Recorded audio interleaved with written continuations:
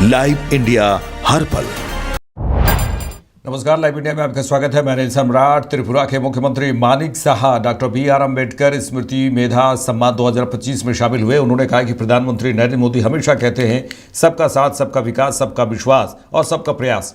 इस बार के बजट को देखा जाए तो केंद्रीय वित्त मंत्री निर्मला सीतारमण ने OBC SC ST को काफी बूस्ट किया है।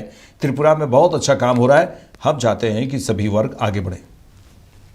ये तो मैंने OBC वेलफेयर डिपार्टमेंट की तरफ से आज जो यहाँ पर इन लोगों को संवर्धना दिया गया है, फिर जो एकेडमी के लिए को बहुत अच्छा रिजल्ट किए हैं या बाकी विषय में भी अच्छा काम किए हैं, समाज में अच्छा प्रतिष्ठा लाभ किया। इन लोग आज यहाँ पर संवर्धना दिया गया है OBC डिपार्टमेंट से, OBC वेलफेयर डिपार्टमेंट से। मैं ये कहा कि माननीय प्रधानमंत्री जी हमेशा कहते हैं सबका साथ, सबका विकास, विश्वास और प्रयास। ये हर जगह लागू होता है। ये ऐसा नहीं है कि खाली पर्टिकुलर ये एकदम अब नाम करके आप नहीं बोल सकते हो। मतलब जो अभी OBC त्रिपुरा में आप देखोगे या ST देखोगे, SC में, सब में आप देखोगे इतना अच्छा रिजल्ट करते हैं जो जनरल से भी अच्छा कर रहा है। तो इसका मतलब क्या, अपलिफ्टमेंट हो रहा है। तो यहाँ पर संवर्धना दे रहा है, मतलब इनको और उत्साहित कर रहा है ताकि और आगे बढ़ने का जो उमंग दिल में हो, दिमाग में हो, इसके लिए प्रोत्साहित कर रहा है। और इस बार बजट भी हम लोग देखें, हमारे वित्त मंत्री जी इस बार जो माननीय वित्त मंत्री जी बजट पेश किया उसमें भी देखा काफी बूस्ट किया है। ये जो OBC हो, ST हो, इन लोगों को आगे कैसे बढ़ाया जाए उसके लिए आर्थिक मानदंड से भी काफी आगे रखा है। तो आने वाले दिन जैसे प्री मैट्रिक स्कॉलरशिप हुआ, पोस्ट मैट्रिक स्कॉलरशिप हुआ, उसके बाद इनका हॉस्टल जो बनाना है और जैसे इनको बाकी बहुत सारा जैसे पुरस्कृत करना है और डायरेक्ट फंड दे के एक कालीन जो फंड देते हैं उस पर उनको उत्साहित करने के लिए, ये भी आज देखे हुआ। तो इस तरह मैंने त्रिपुरा में तो अच्छा काम हो रहा है। ST SC OBC जो भी है, यहाँ रिजर्वेशन का जहाँ तक सवाल है तो रिजर्वेशन हम लोग के त्रिपुरा में जैसे 31% आपका ST यहाँ पर ज़्यादा है, SC 17%। उस हिसाब से अबाउट त्रिपुरा में ऑलरेडी 48% है, तो 50% के ऊपर आप नहीं जा सकते। तो इस विषय में भी आज बात की, लेकिन जैसे गवर्नमेंट ऑफ इंडिया ने वहाँ पर उनका 49% करीब है, तो वहाँ OBC दे पाया, लेकिन वहाँ SC ST कम है। तो इसीलिए ये भी इन लोगों को समझ है, लेकिन फिर भी ये आलोचना आया है यहाँ पर। तो लेकिन हम लोग चाह रहे हैं सभी वर्ग आगे बढ़े और उस हिसाब से खास करके ये जो डिपार्टमेंट है हमारा OBC वेलफेयर डिपार्टमेंट, ये लोग बहुत अच्छा काम कर रहे हैं। कॉर्पोरेशन भी अच्छा काम कर रहे हैं, कमीशन भी अच्छा काम कर रहे हैं। आगे बढ़ेंगे। कांग्रेस सांसद दीपेंद्र सिंह हुड्डा ने लोकसभा से 8 कांग्रेस सांसदों के सस्पेंशन पर कहा कि यह बहुत दुर्भाग्यपूर्ण है, क्योंकि देश में और लोकतंत्र में सत्ता पक्ष और विपक्ष दोनों की अहम अपनी भूमिका है और नेता विपक्ष को ये बोलना है कि आप हिंदुस्तान और चीन के संबंधों पर नहीं बोल सकते, ये सही नहीं है। क्योंकि नेता विपक्ष को देश हित में कोई विषय दिखाई देगा तो वो अपनी बात रखेंगे। वो कहते हैं कि आप इस पर नहीं बोल सकते हैं, आप दूसरे विषय पर बोलें का है। और नेता विपक्ष को पहले तो ये कहना कि आप इस विषय पे नहीं बोल सकते, हिंदुस्तान चीन के संबंधों पे आप नहीं बोल सकते, ये सही नहीं है। क्योंकि नेता विपक्ष को कोई विषय अगर देश हित में दिखाई देगा तो वो उस पर अपनी बात रखेंगे देश और सदन के सामने। और ये कहना कि इस विषय पे ना बोलो आप, और शासन की तरफ से रोक लगाना, और जो हमारे सत्तारूढ़ दल के मंत्री हैं, केंद्र सरकार के मंत्री, वो कई 5-5 मंत्री खड़े होके और कह रहे हैं कि आप इस पर नहीं बोलो, आप दूसरा विषय बोलो। वो उन नेता विपक्ष को अपनी स्पीच कैसे दे सकते हैं वो? और उसके बाद नेता विपक्ष को दरकिनार करके कहना कि हम आपके बिना ही ये डिबेट कराएंगे। तो क्या विपक्ष रहित लोकसभा और विपक्षहीन लोकतंत्र आप चाहते हैं? तो फिर लोकतंत्र का क्या अर्थ है? इसीलिए लोकतंत्र के लिए भी काला दिन है और इस सरकार का लोकतंत्र विरोधी चेहरा भी सामने आया। सरकार की तरफ से कहा कि दूसरा विषय जो टैरिफ की डील कल अमेरिकी राष्ट्रपति द्वारा जिसकी घोषणा हुई मध्य रात्रि को, उसमें कृषि कहां से आया, इसको हम इस पर लेकर सवाल पूछना चाहते हैं। कृषि क्षेत्र में कहा जा रहा है, अमेरिका के एग्रीकल्चर सेक्रेटरी ने और अमेरिका राष्ट्रपति ने कहा है कि अमेरिका के किसान के लिए बहुत बड़ा ये एक सौदा है और अमेरिका के किसान का उत्पादन, कृषि उत्पादन हिंदुस्तान की मार्केट में जीरो टैरिफ पे पहुंचाया जाए, ऐसा उन्होंने कहा, मगर हमारी सरकार को जवाब नहीं आया। सॉरी, हिंदुस्तान की मार्केट में कृषि अमेरिका के कृषि उत्पादकों के लिए कोई वैकेंसी नहीं है, नो वैकेंसी। यहाँ का किसान खुद खून पसीने की मेहनत से अपने देश के का पेट भरने का काम करता है। हमारा तो खुद सरप्लस है। ऐसे में बाहर से अगर आएगा तो उसका नुकसान देश के किसान को भी होगा, देश की अर्थव्यवस्था को भी होगा। हम इसका पुरजोर विरोध करते हैं। कृषि क्षेत्र के अंदर इस तरह से अमेरिका से प्रोडक्ट्स लाने का अगर कोई सौदा हुआ है तो वो सौदे की सारा मसौदा देश के सामने सरकार पारदर्शिता से रखे। किसान हित की अगर बात आएगी, हर तरह की लड़ाई लड़ी जाएगी। 3 कृषि कानूनों पे हमने पहले आंदोलन से लेकर और संसद तक लड़ाई लड़ी थी, हम दोबारा से लड़ाई लड़ेंगे अगर किसान की बात आएगी। कांग्रेस नेता विजय वडेट्टीवार ने महाराष्ट्र के पूर्व डिप्टी सीएम अजीत पवार के निधन पर कहा कि सभी का कहना है कि वह हादसा प्लेन क्रैश था, लेकिन फिर भी उस पर बहुत से सवाल खड़े किए जा रहे हैं। प्लान क्रैश को लेकर जनता में और नेताओं में भी बड़ा संभ्रम है, उनके लोग भी बोल रहे, तो ये इसमें कोई ना कोई पर्दा तो डालना पड़ेगा ना। अब एक्सीडेंट है, तज्ञों का भी कहना है, सबका कहना है कि ये अपघात है, एक्सीडेंट है, फिर भी इसके बारे में बहुत सारे सवाल खड़े किए जा रहे, तो उसको लेकर इसमें सच्चाई सामने आए। जनता के दिल में जो जनता के सामने जो एक संभ्रमावस्था बैठी है कि उसमें कंफ्यूजन है, वो कंफ्यूजन लोगों का दूर होना चाहिए और सच्चाई सामने आनी चाहिए। चलिए आगे बढ़ेंगे। दुमका स्थित अपने आवास पर आज विभिन्न क्षेत्रों से पहुंचे आम नागरिकों ने मुख्यमंत्री हेमंत सोरेन से मुलाकात कर अपनी विभिन्न समस्याओं से अवगत कराया। मुख्यमंत्री हेमंत सोरेन ने सभी शिकायतों को सुनने के उपरांत संबंधित विभागों के पदाधिकारियों को शीघ्र और प्रभावी निस्तारण का निर्देश दिया। इस अवसर पर मुख्यमंत्री ने कहा कि हमारी सरकार आम जनता की समस्याओं के निस्तारण के हेतु निरंतर प्रतिबद्धता के साथ कार्यरत है। ये सरकार गांव की सरकार है। राज्य सरकार द्वारा संचालित अनेक जन कल्याणकारी योजनाएं आम नागरिकों को प्रत्यक्ष लाभ प्रदान कर रही हैं और सभी पात्र लाभार्थी इन योजनाओं का लाभ अवश्य उठाएं। मौके पर उपस्थित लोगों ने राज्य सरकार की सभी योजनाओं की सराहना करते हुए मुख्यमंत्री हेमंत सोरेन का हार्दिक आभार व्यक्त किया है। आदरणीय गुरुजी के समय से उन क्षेत्रों में उनका भ्रमण रहा है, तो लोग झारखंड मुक्ति मोर्चा को, झारखंड परिवार को जानते हैं और चूँकि यहाँ से बहुत सारे लोग वहाँ हैं, यहाँ के आदिवासी समुदाय, और आप सबको पता है कि पूरा देश का चाय का जो व्यवसाय है सब आदिवासियों के कंधों पर है और 100-150 साल से अलग अलग राज्यों में जाकर के उनको बसा दिया गया, उनको वहाँ फेंक दिया गया। वो भी अपने मान्यता, अपने अधिकार के लिए जद्दोजहद करते हैं। गुरुजी का एक सपना था बृहद झारखंड राज्य का, और झामुमो उस ओर असम इलेक्शन के थ्रू जाना चाह रही है। फिर पश्चिम बंगाल इलेक्शन भी सामने है। अब पश्चिम बंगाल इलेक्शन में क्या क्या चीज़ें आएंगी ये तो कहना बड़ा मुश्किल है, लेकिन जहाँ जहाँ लोग हैं मुझे लगता है कि विजय, उन्हें उम्मीद है, उन्हें विश्वास है और अगर हम लोग उनकी आवाज़ बनने का कोई माध्यम बन सकते हैं तो उसमें हर्ज नहीं होनी चाहिए। एक सवाल और अहम है, बिहार इलेक्शन में जिस तरह से सीट डिस्ट्रीब्यूशन के बाद झामुमो की स्थिति हुई थी, क्या पश्चिम बंगाल, असम में अब झामुमो सोच रहा गंभीरता से कि चुनाव झारखंड मुक्ति मोर्चा का ये स्वतंत्र विचार है।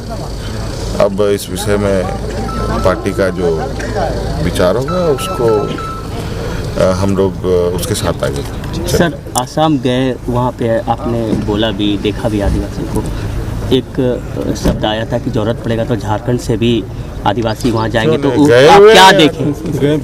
गए हुए हैं। आज के दिन में भी कई रिश्ते नाते जो यहाँ के परिवार वहाँ के परिवारों में एक जनरेशन से और उनका एक लंबे काल से एक दूसरे का संबंध बना हुआ है।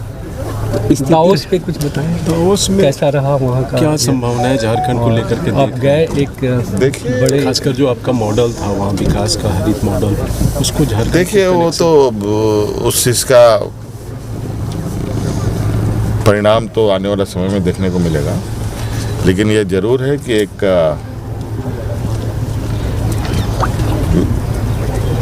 दुनिया का बड़ा वैश्विक मंच जो था,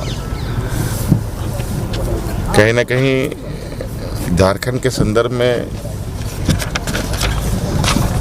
अगर बहुत पहले से वहाँ बातों को पहुँचाया होता तो आज परिदृश्य झारखंड में कुछ और होता। खैर, बीते बातों को खरीदने से तो बहुत अच्छी चीज़ें अनुभव नहीं मिलती हैं। आगे बेहतर हो, राज्य अपने संसाधनों के साथ आगे कैसे बढ़े, अपने पैरों पर कैसे खड़ा हो, ये एक रास्ता निकालने का प्रयास होगा। भारत और अमेरिका के बीच जो व्यापारिक समझौता हुआ है उसको लेकर केंद्रीय मंत्री पीयूष गोयल क्या कुछ कह रहे हैं, आइए सुनते हैं। सभी जो देश हमारे साथ स्पर्धा करते हैं उन सभी देशों में सबसे बढ़िया डील भारत को मिली है, आप सबको, हम सबको मिली है, जो देशवासियों के उज्जवल भविष्य के लिए शुभ संकेत लाती है। हम सब जानते हैं महीनों से हमारी negotiating teams United states of America के अधिकारियों के साथ, मंत्रियों के साथ लगातार डायलॉग बनाई हुई थी, बातचीत में कर रही थी। कई सारे जटिल विषय थे, कई सारी समस्याएं थी। भारत के ऊपर 50% रेसिप्रोकल टैरिफ लगा हुआ था। उद्योग जगत को, हमारे किसानों को जो बड़ी मात्रा में निर्यात करते हैं, सभी को तकलीफ हो रही थी। हमारे marine exporters, sea food exporters भी दिक्कत में थे।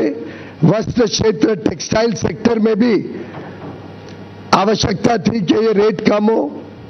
यहां तक कि कुछ दिन पहले तक विपक्ष के नेता भी हमें पूछ रहे थे कि कब होगा यूएस डील, और मैं हैरान हूं, ये डबल स्टैंडर्ड्स जो राहुल गांधी जी बार बार दिखाते हैं। माननीय प्रधानमंत्री नरेंद्र मोदी जी ने कल इतनी बढ़िया डील भारत के लिए तय की है जो इतने वर्ष, एक महीनों में हम तय नहीं कर पा रहे थे। उन्होंने अपने मित्रता के आधार पर भारत के हितों को प्राथमिकता देते हुए और भारत की तेज गति से बढ़ती हुई अर्थव्यवस्था को विश्व के सामने जिस प्रकार से पेश किया है, उसके चलते भारत को यह बढ़िया डील माननीय प्रधानमंत्री जी के नेतृत्व में मिली है। मैं पुनः एक बार उनके नेतृत्व के लिए, उनके मार्गदर्शन के लिए और जिस प्रकार से उन्होंने जनहित और देशहित को संभाला है, उसके लिए उनका धन्यवाद करता हूं। मित्रों, हम सब जानते हैं, पूरा देश जानता है किस प्रकार से माननीय प्रधानमंत्री हमेशा हमारे किसानों के लिए, पशुपालन के साथ जुड़े हुए हमारे भाई बहनों के लिए, डेयरी सेक्टर के लिए लगातार चिंतित रहते हैं, उनके हितों की संरक्षण करते हैं। यहां तक कि हमने देखा इतना बड़ा trade deal, regional comprehensive economic partnership RCEP, जिसमें कांग्रेस ने भारत को झोंक दिया था 2011-12 में, एक प्रकार से चाइना के साथ एफटीए करने का पाप राहुल गांधी ने किया था। उससे भी माननीय प्रधानमंत्री जी ने देश को बचाया और आरसेप से जुड़ने से इनकार कर दिया। जिसके बाद पूरे देश में राहत की सब चारों ओर से सूचना आई थी। माननीय प्रधानमंत्री नरेंद्र मोदी जी ने हमेशा एग्रीकल्चर और डेयरी इन दोनों सेक्टर्स को संभाला है, उनके हितों को संभाला है और इस क्षेत्र में लोगों को उज्जवल भविष्य मिले और मौके मिले, आमदनी बढ़े, उसके लिए लगातार काम किया है। कभी उनके साथ, उनके हितों के साथ समझौता माननीय प्रधानमंत्री जी ने नहीं होने दिया और मुझे खुशी है कि पूरा देश इस बात को समझता है, इस बात का उनको आकलन है और यूएस ट्रेड डील में भी भारत के जो सेंसिटिव सेक्टर्स हैं, एग्रीकल्चर को लेके, डेयरी को लेके, उनको संरक्षित किया गया है। हमने पूरे देश भर से आई हुई खबरों को देखा, चारों ओर उल्लास है। हमारे जितने लोग भारत के निर्यात में जुड़े हुए हैं, भारत के टेक्नोलॉजी सेक्टर से जुड़े हुए हैं, भारत में नई आधुनिक टेक्नोलॉजी लाकर यहां global supply chains, global value chains का हिस्सा बनना चाहते हैं, ग्लोबल कैपेबिलिटी सेंटर्स लगाना चाहते हैं, निवेश करना चाहते हैं। अलग अलग क्षेत्र जो विशेषकर लेबर इंटेंसिव है, जिसमें लाखों करोड़ों लोगों को नौकरी का, रोजगार का साधन मिलता है, वो सब कितने उत्साहित हैं इस ट्रेड डील से। हमारे मछुआरे जो सी फूड एक्सपोर्ट करते हैं, उन्होंने जिस प्रकार से सभी कोस्टल रीजन्स में खुशी मनाई है, ये दर्शाता है कि ये ट्रेड डील भारत के उज्जवल भविष्य का शुभ संकेत लेके आई है। मित्रों,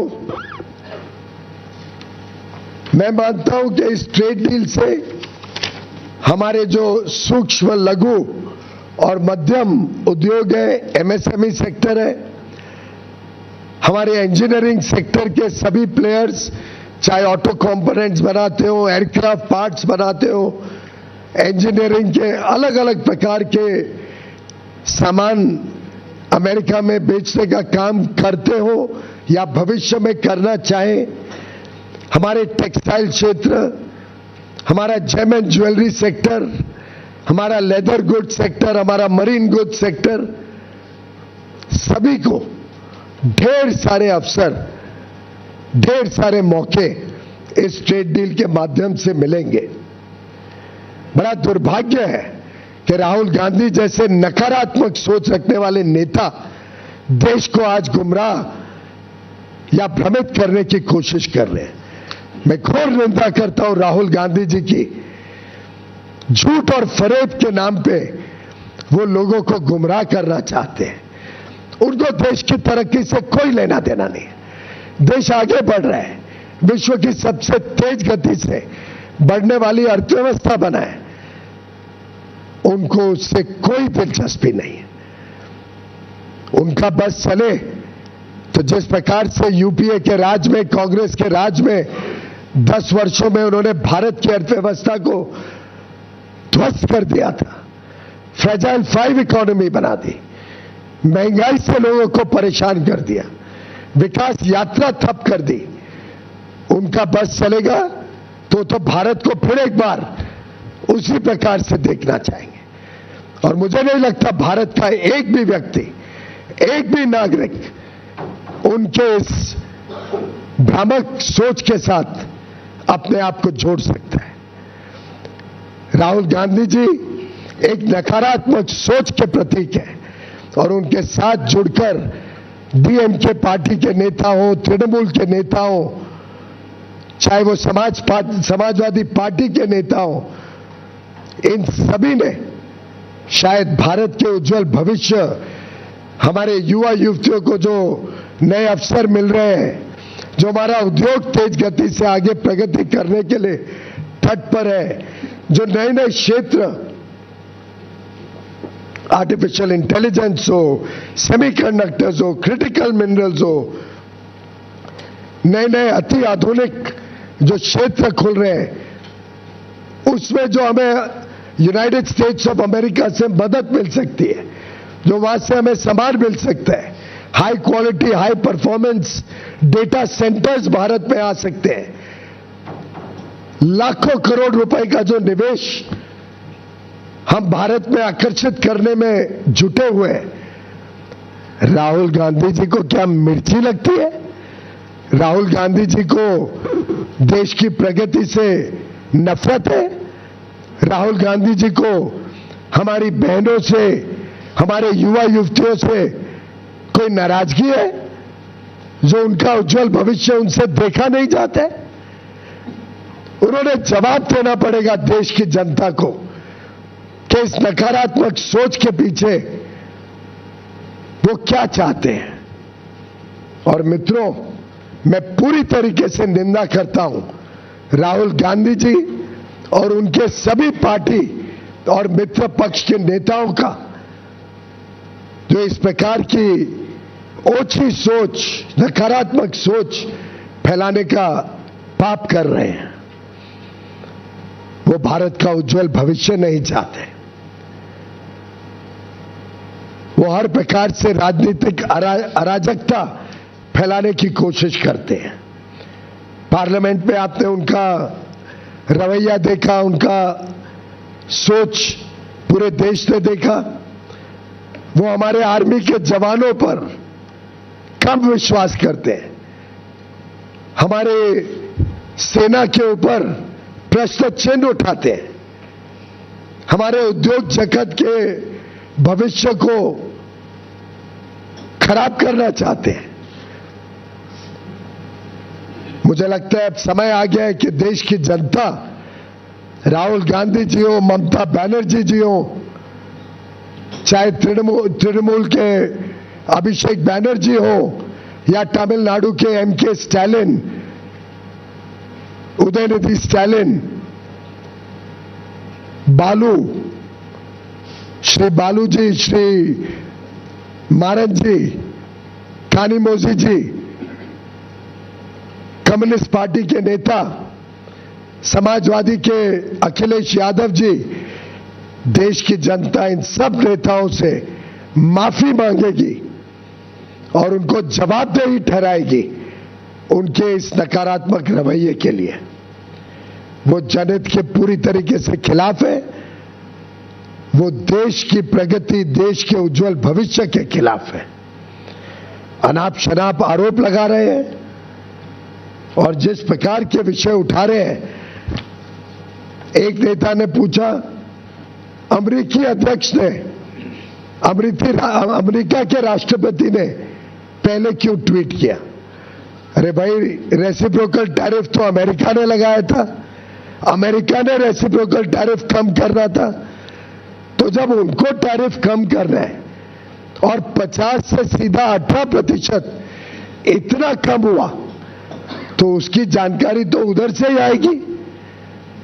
स्वाभाविक है कि उनको टैरिफ कम करना है तो उसकी जानकारी राष्ट्रपति माननीय डोनाल्ड ट्रंप जी देंगे। और इस मौके पे मैं माननीय राष्ट्रपति डोनाल्ड ट्रंप का भी धन्यवाद करना चाहता हूं, जिन्होंने प्रधानमंत्री नरेंद्र मोदी जी के मित्रता का सम्मान किया। उन्होंने माननीय प्रधानमंत्री नरेंद्र मोदी जी को विश्व का, हमारे स्पर्धा वाले देशों में सबसे अच्छा बढ़िया ट्रेड डील दिया और आगे चल के भारत और अमेरिका के बीच संबंध और मजबूत हो और उज्जवल भविष्य दोनों देशों के लोगों का हम सुनिश्चित करें, उसकी शुभेच्छा दी। और मुझे पूरा विश्वास है कि ये जो ट्रेड डील की गई है, ये मात्र एक ट्रेड डील नहीं है, ये एक पड़ाव है भारत के उज्जवल भविष्य का, ये आगे आने वाले दिनों का शुभ संकेत है, जब भारत की अर्थव्यवस्था और तेजी से आगे बढ़ेगी। आज चारों ओर इसकी सराहना देखने को मिलती है। कल रात से ही जिस प्रकार से देश और विदेश में लोग इस डील की तारीफ कर रहे हैं, जिस प्रकार से चारों ओर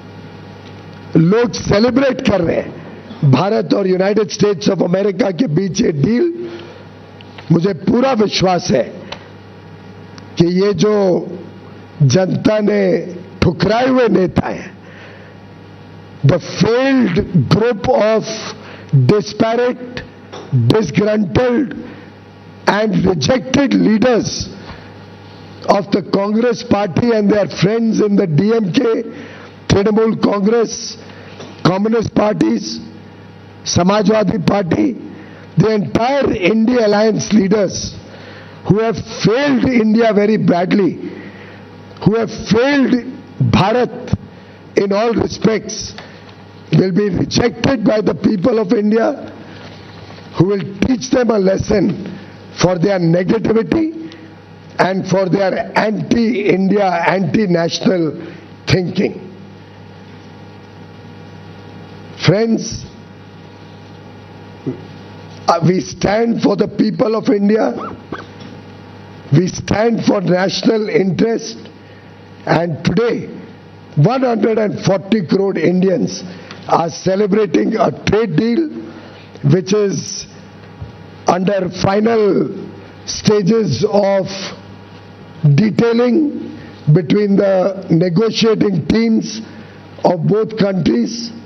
We will be shortly issuing a joint statement by both countries along with the details which we will be shortly inking between the United States of America and India. And as soon as the final understanding of the deal is inked and the joint statement is finalized, technical processes are completed, full details will be shared. But I can assure the people of India, I can assure 140 crore brothers and sisters that this is a deal that will make every Indian proud, that will protect the interest of every Indian and provide huge opportunities for all the people of India and will protect the sensitive sectors, the interests of our agriculture and our dairy sectors in full respect, opening up huge opportunities for our labor-intensive sectors, export sectors in textiles, plastics, apparel, home decor, leather and footwear, gems and jewelry, organic chemicals, rubber goods, machineries, so many products, aircraft components. This is truly a deal that every Indian can be proud of. India is a fast-growing economy. We are the fastest growing large economy in the country, in the world. India's demand is continuously increasing. Our demand for ICT products, our demand for data center equipment, our demand for high quality technology and innovation, our demand for raw materials is continuously rising. And in that situation, this deal also opens up opportunities for India to get the best in class, world-class technologies to further power the India growth story, the Indian economy. I commend this deal to every Indian, to 140 crore Bharatvasis. Thank you very much. Thank you, sir. Thank you, friends. We have refreshments in the other room. You are kindly requested to join. आगे बढ़ेंगे, जम्मू कश्मीर की बात कर लें। PDP विधायक वहीद पारा ने Bharat America व्यापार समझौते पर कहा है कि जम्मू और कश्मीर का बागवानी उद्योग हमारी रीढ़ की हड्डी है। अगर भारत सरकार कोई ऐसा बता दें कि भारत सरकार अगर कोई ऐसा समझौता करने जा रही है जिसका सीधा असर सेब की फसल पर पड़ेगा, तो हम सरकार से अपील करते हैं कि कृपया हमारी सेब की फसल को बचाएं। सरकार को इस उद्योग का ध्यान रखना चाहिए।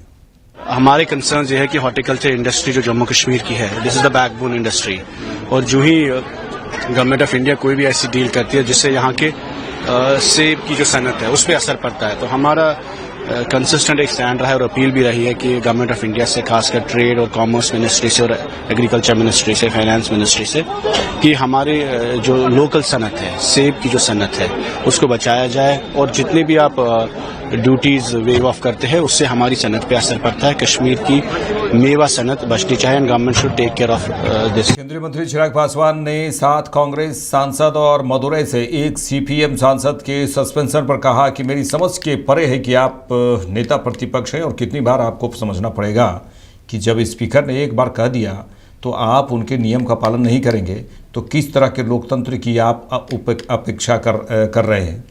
आप सदन में सारी मर्यादाएं लांघ कर बस अब कुर्सी पर पैर रखना बाकी रह गया था। जिस तरीके से कांग्रेस सांसदों का व्यवहार रहा है, सदन नियमों से चलता है, ये खुद ही नहीं चाहते हैं कि बहस हो। मेरी समझ के परे है कि नेता प्रतिपक्ष हैं आप, और कितनी बार या किन शब्दों में या किस भाषा में आपको समझाना पड़ेगा कि जब चेयर ने एक रूलिंग दे दी तो आप अगर इन नियमों का पालन नहीं करेंगे, परंपराओं का पालन नहीं करेंगे, तो किस तरीके का लोकतंत्र आप अपेक्षित रख रहे हैं। आप यहाँ पे सदन के अंदर मर्यादाएं सारी लांघ कर बस अब कुर्सी के ऊपर पैर रखना ही बाकी रह गया था।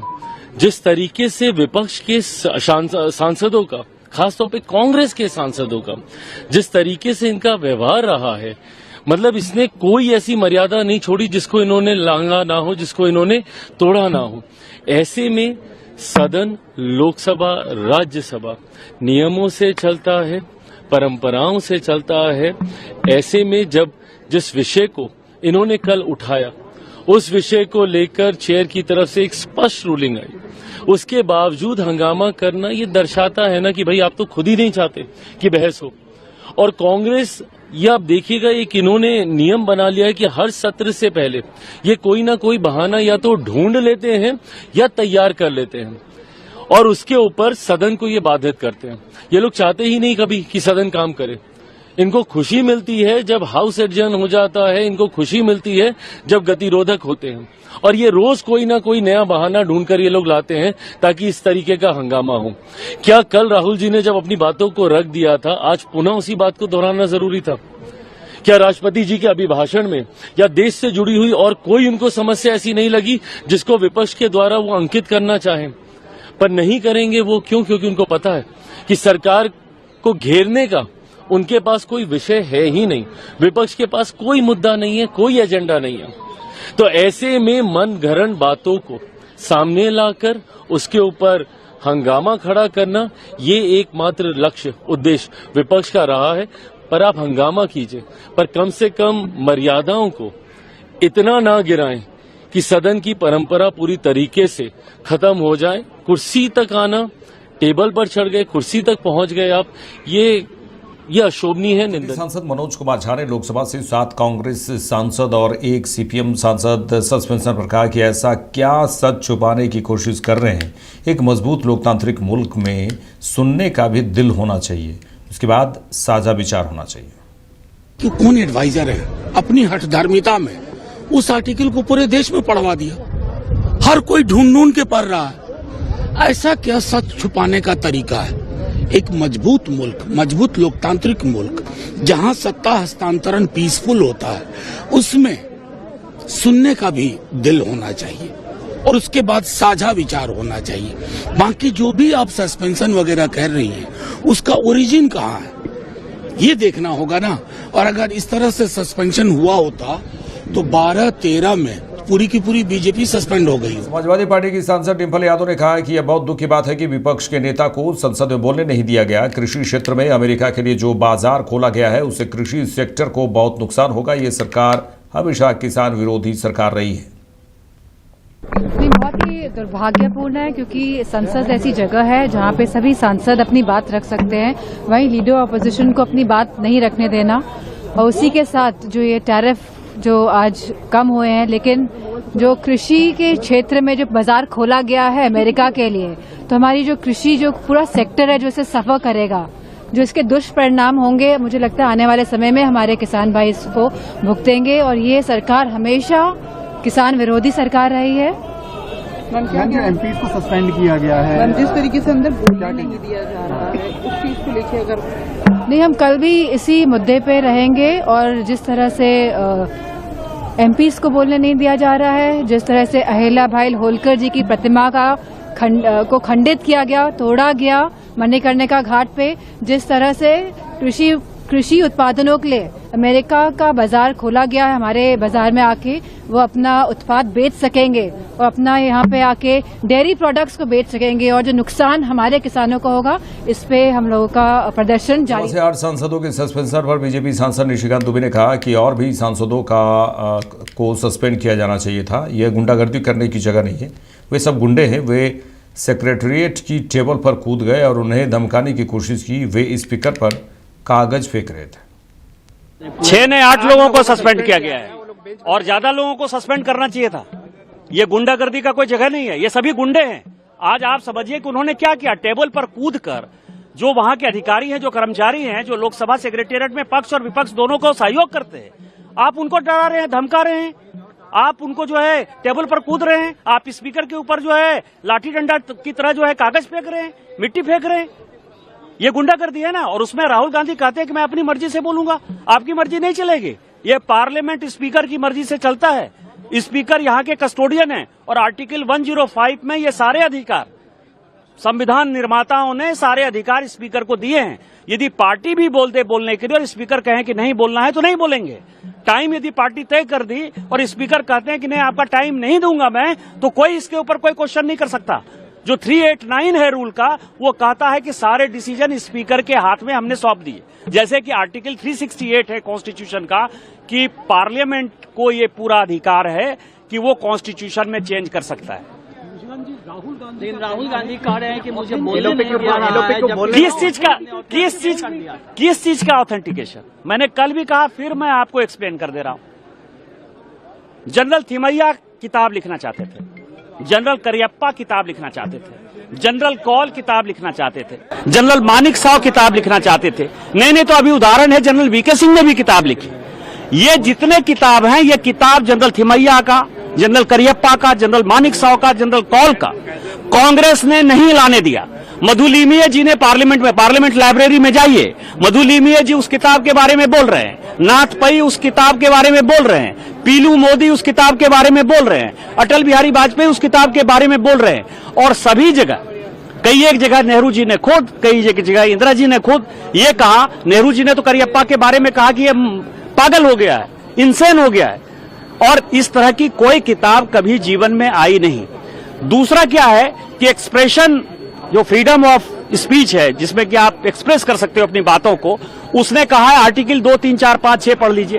वो ये कह रहा है कि यदि कोई लॉ एग्जिस्ट करता है नेशनल सिक्योरिटी का, फ्रेंड्स नेबरिंग कंट्रीज का, तो इसके ऊपर ये नियम लागू नहीं होता है। इवन 105 में भी ये राइडर दिया गया है। आर्मी एक्ट 1954 ये कहता है कि कोई भी जनरल किताब नहीं लिख सकता है, या यदि वो चेयर पर है। दूसरा 2021 का जो पेंशन नियम है, जो हमने ऑर्डर, एग्जीक्यूटिव ऑर्डर है, उसके आधार पर भी कोई भी किताब लिखने के लिए आपको भारत सरकार से परमिशन की आवश्यकता है। यही कारण है कि बीके सिंह साहब बहुत चीजें एके एंटनी के बारे में लिखना चाहते थे, वीके सिंह साहब मनमोहन सिंह जी के बारे में लिखना चाहते थे, क्योंकि आपको पता है कि उनके ऊपर आरोप था कि उन्होंने चढ़ाई कर दिया था, वो प्रधानमंत्री बनना चाहते थे, मार्शल लॉ लागू होना चाहता था। लेकिन भारत सरकार ने, वो हमारे सांसद थे, वो हमारे मंत्री थे, तो भी भारत सरकार ने उन सारे पेपर को लिखने की इजाजत जनरल वीके सिंह को नहीं दी। तो जब नहीं दी तो आर्मी के ये तो एनआरकी पैदा करना चाहते हैं, और एनआरकी ऐसा पैदा करना चाहते हैं कि ये पाकिस्तान की तरह कैसे सिचुएशन हो जाए, बांग्लादेश की तरह कैसे सिचुएशन हो जाए।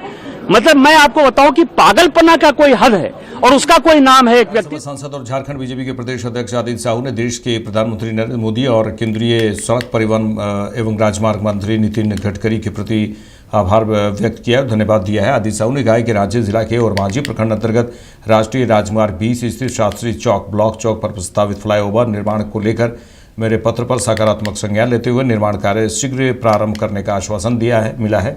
यह मार्ग बिहार, उत्तर प्रदेश, झारखंड, उड़ीसा और पश्चिम बंगाल सहित कई राज्यों को जोड़ने वाला है। अत्यंत महत्वपूर्ण मार्ग है जहां प्रतिदिन हजारों लोग आवागमन करते हैं। उन्होंने कहा कि फ्लाईओवर निर्माण से क्षेत्र की जनता को जाम की समस्या से राहत मिलेगी, यातायात अधिक सुरक्षित और सुगम होगा और क्षेत्रीय विकास को नई गति प्राप्त होगी। जनहित के लिए में लिए गए इस महत्वपूर्ण निर्णय के लिए मंत्री का आभार।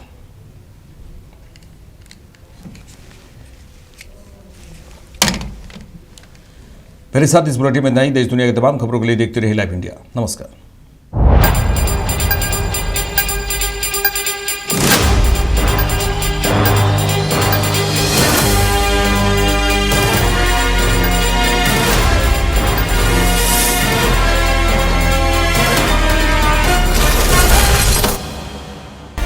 आप देख रहे हैं लाइव इंडिया हर पल।